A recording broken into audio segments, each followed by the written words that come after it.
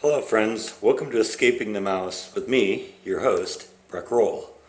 Alright, I hadn't planned on actually doing a vlog today because I didn't think anything was happening, but I've got a little news to report. There's been a little update, and so I wanted to talk about that for a minute. I had originally mentioned that the house was going to close on the 30th of this month. I just got a call from the realtor. The realtor has talked to the buyer, and the buyer would like to request that we push back the closing date by about 10 days. Normally what goes on about this time, as I mentioned last time, we had a inspector in for the buyer, and the inspector found a few things that just generally need to kind of be repaired or replaced. The air conditioning's old, the heater's old, the water heater's old, some of the windows don't move like they should, and technically the buyer has the right to say, hey, we want you to replace that before we'll go forward with the deal. And technically I have the right to say no. We can also agree to some sort of compromise where maybe I might say, you take the house as it is and I'll knock 10 grand off the price. Those are all options. And like I said, a worst case scenario, I could say no, the house is as is, and that was considered when we factored in the asking price. As it turns out, we found out that the buyer was going to send a request that we fix all those things I mentioned. But the buyer has another issue, and I'm sorry, I'm going to get a little into the weeds on this one here.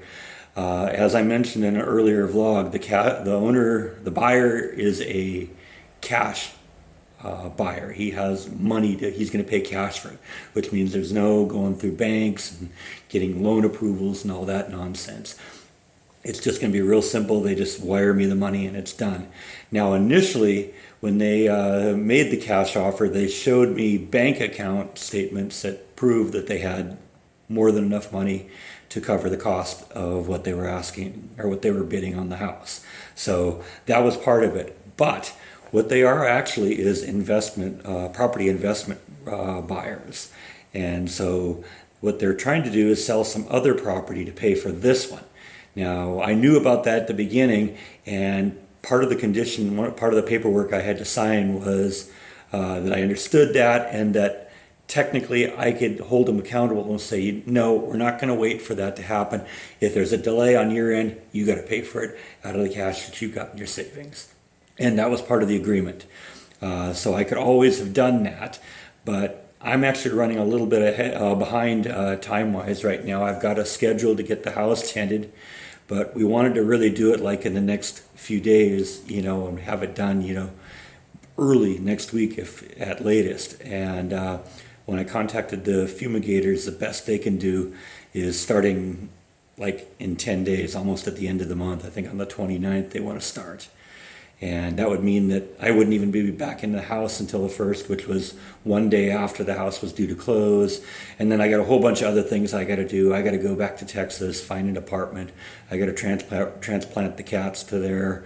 Got to come home. Got to load the rest of my personal property into another pod. And so I got a lot of work before I'm going to be ready to go. So the buyer said that if we'll delay for 10 days on the closing of escrow, that they will not submit any of the requests for repairs. And so that's a good deal for me. Like I said, I could always said, no, we're not going to pay for it. But, if we can all kind of agree and be on the same page and kind of bend a little bit to each other to, help each other, then that's a good thing. And since I kind of need that extra time anyway, this is a good move. So at this point, the house is going to close on May 10th, maybe a little earlier. Part of the stipulation now is that the buyer understands that the 10th is the last that will delay it.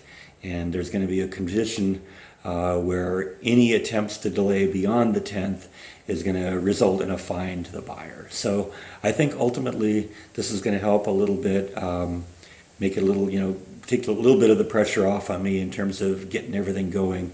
So that's the latest. So that's what I got for now. Oh, and one other thing. Nibble has decided that the new cat box isn't so bad after all. This can be a home, right, Nibble? Yeah. All right, so that's all I really have to report today. Thanks a lot for watching, and I'll see you next time. Goodbye. I know that just totally ripped off Jordan, didn't I? Sorry.